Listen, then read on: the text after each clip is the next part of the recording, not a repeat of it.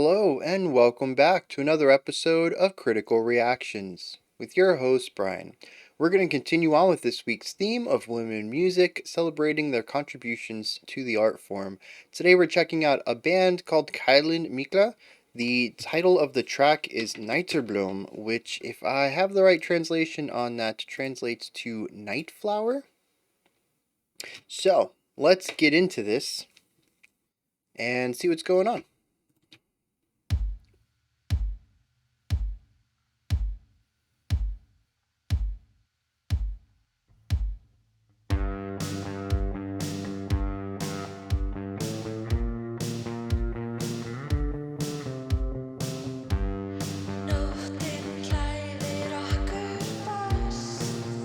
Massive sound for the vocals.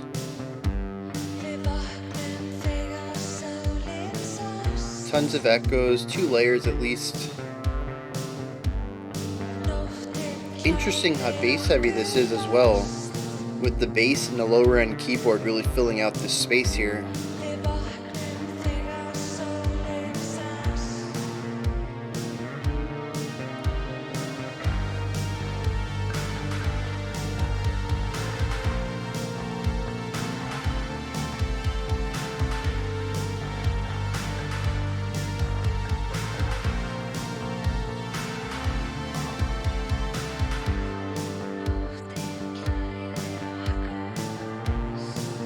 There isn't a guitarist, is there?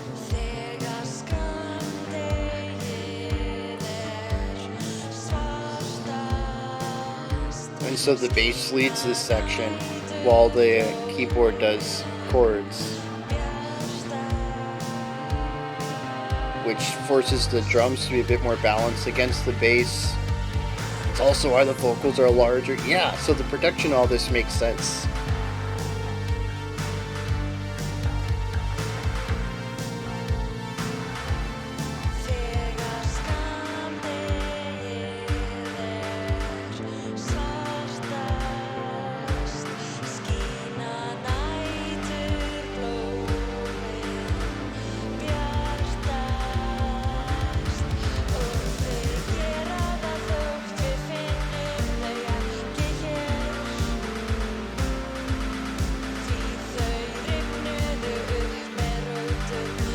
Drums are programmed too, aren't they?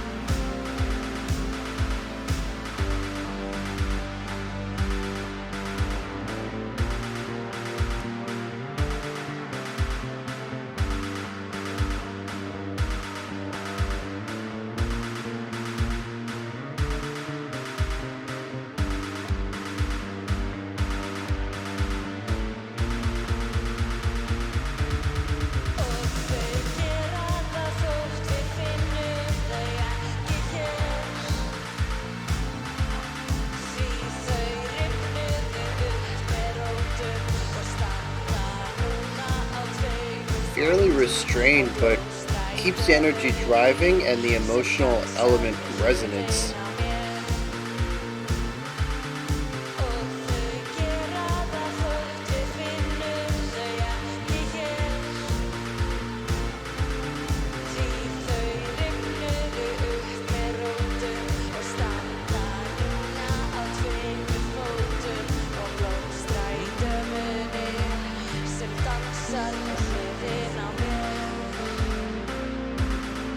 So I'll pull the halftime back on the kit, the bass kick and snare. Bring the bass guitar out forward to finish the track out the same way we started it.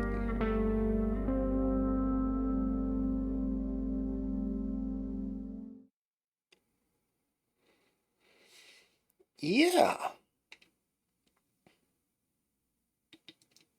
So dark, a little eerie. There aren't too many moments of light or levity throughout, emotionally speaking, but there is a beauty within the darkness, which If the translation is correct, that perfectly encapsulates a night flower. I'm curious what happens when we get into the lyrics on this one. Um, because I can direct, you tell me the title of this track, and the music just fits it. So I'm curious if the lyrics are going to follow in that theme as well, and maybe be a bit on the nose about these concepts of beauty within the darkness. But if they'll continue on that pattern and create that cohesive whole on this.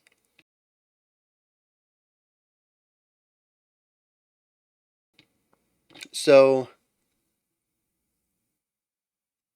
what we have here musically is really interesting because it started out, I thought we were in a rock band, and then I noticed that the guitar had been swapped out for a keyboard, and then I noticed the keyboard wasn't doing guitar lines, and then I noticed there was no drummer, and that's when I realized this is not a rock band. um, this is darker electronic pop music with a live bass, which I think is very cool. I tried to watch the keyboardist and tried to see what was going on with the percussive element versus the atmospheric element. From what I saw in this performance, which music video performances are usually not perfect, there is the option to utilize backing tracks since usually the instruments aren't even hooked up. So the performance is probably performed properly. The fingerings are right and the keys are played correctly. But as far as I know, music and music videos are not live recorded, and the studio tracks just kind of put on top of the footage, which is always funny when you look at like the guitarist and they don't even have a cable in to be running to an amp or something or to the foot pedals. Um, but it's one of those things about music video making, right? You don't believe that they're actually playing in a pool with their guitars going underwater, right? Nothing's hooked up, so it's one of those suspensions of disbelief you just got to go with. But anyways, so there's ways that it could have been done otherwise, but it makes me want to check out a live track and see if the drumming is done with a machine, possibly a laptop. You just hit spacebar and when the song starts, everybody's got click tracks in their ears, or possibly even the drum part itself in their monitors, and the keyboardist just plays the pitched elements. But I don't know. I'm curious. There were plenty of times where the keyboardist was only using one hand, and they could easily do what is it? Samples, drum samples. But I don't know. I think I'm reading too much into it. I was just really curious the whole time. I was like, where's the drum coming from? There's no kit. Is the keyboardist doing it? Because the bassist isn't, the vocalist isn't. And you guys know, I don't care where it comes from. If they use a backing track, if the keyboardist does it, it doesn't matter. The music is what's on paper. It's what gets played. But I am curious, just from a performance standpoint. So let's get off that topic because it's not super important. I just thought it, that whole flow of how I started the track, my expectations, what I thought was going on, and where we ended were just drastically different. So the song starts with bass, it ends with bass, and I love this. I see. Here's something really interesting: is I meant to start and go into composition, but I think we're going to start with production because I think this is kind of genius. I noticed that the bass is very present, very forward in a lot of these sections, and then I talked about how in the verse our keyboard is kind of bass heavy and fills out that same bass area.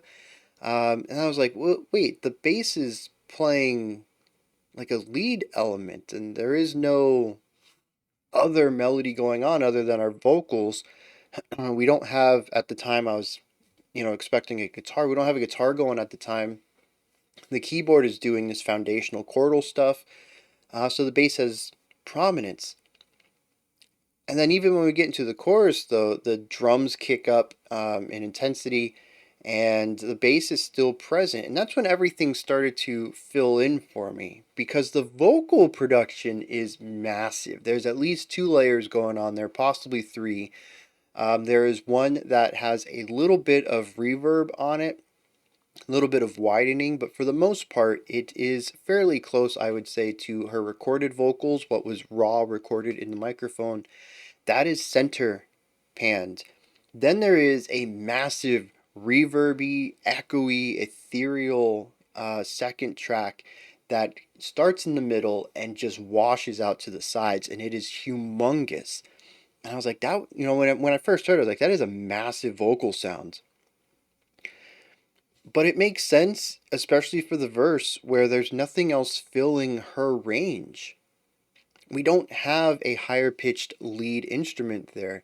The keyboard eventually gets into that range, especially at the latter end of the verse and going into our chorus when they pick up some volume, they pick up some range, and we get those chords up in that pitch area. But prior to that, it's just the vocals. They have to fill in this higher range because nothing else is there. The bass kick and even the snare both have a lot of punch to them, given that they're digital drum kits rather than an acoustic one.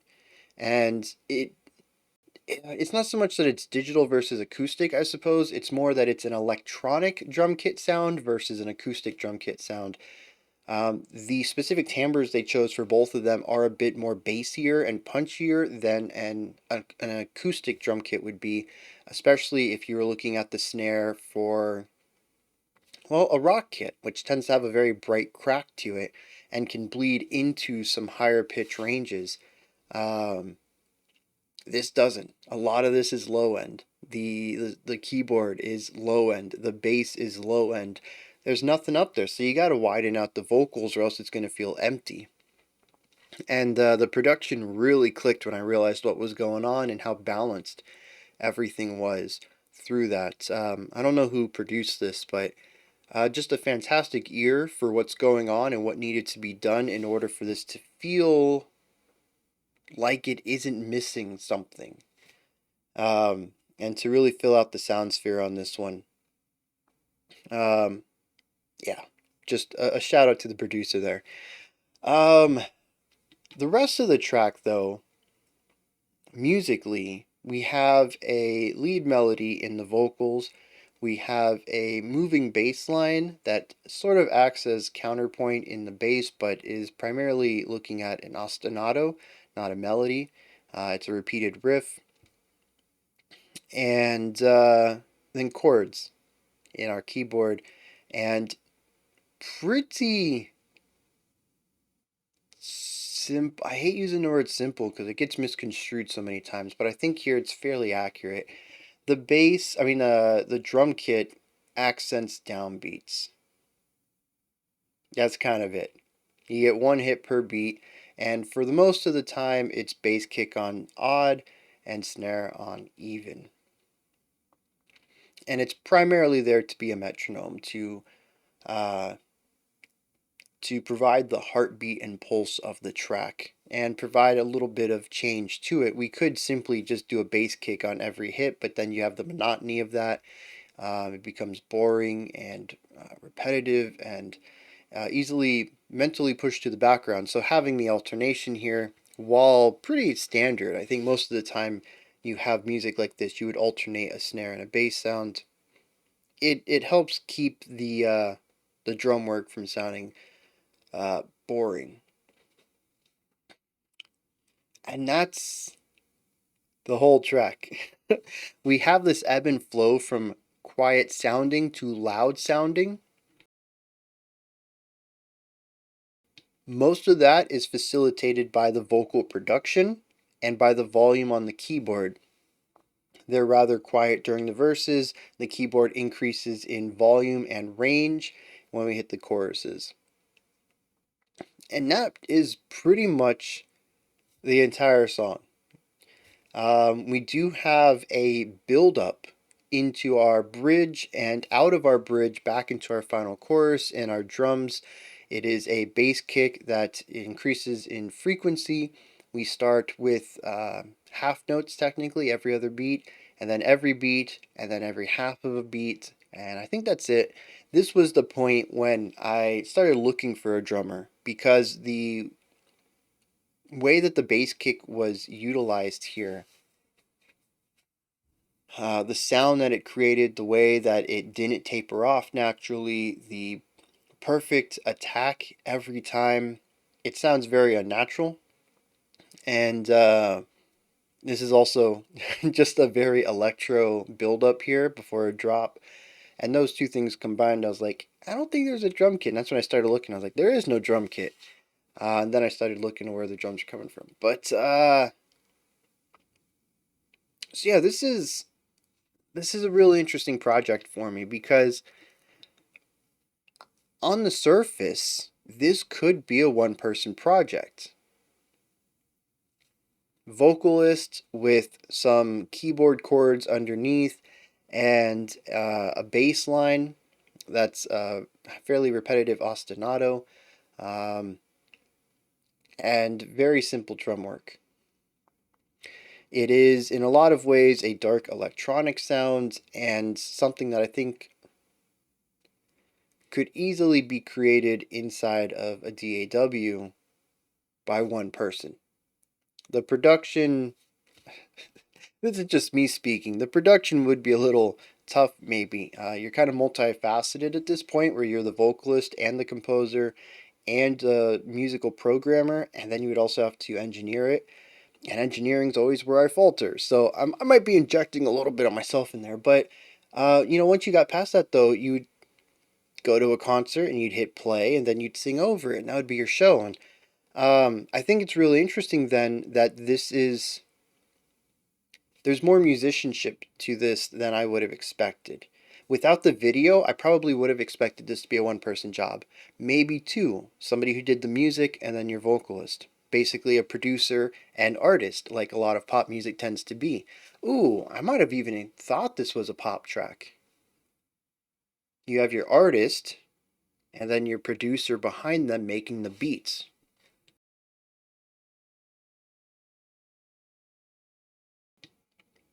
But seeing the video here and seeing that there's a live keyboardist who's playing these the chords and a live bassist, which I think is just really interesting, pulling an electric bass into this. It was a very clean tone into this electronic sound. I just really appreciate that. I'm a big fan of musicians. As I've stated in the past, I don't have a problem with doing performances without musicians where the music is all digital, but I am a big fan of employing musicians. If you feasibly can have people playing during your concert, I appreciate it when people get to play. There's a lot of musicians out there who would love a steady job like this. And it's kind of weird to say that because a lot of music isn't gig based like that. But I'm coming to this from a different angle, I suppose, more jazz and classical oriented. Classical is not really gig based, but you know, when you go to an orchestra concert, a classical concert with an orchestra, somebody doesn't just hit play and then let a $1,700 sound library play it that sounds pretty close to real. You get to hear real people do it. So I'm going to stop this while I'm ahead, but I just really appreciate seeing people play these parts when they could easily be done by a computer. Especially in this type of music, which typically has the computer playing these types of music. I guess that's about it for this analysis.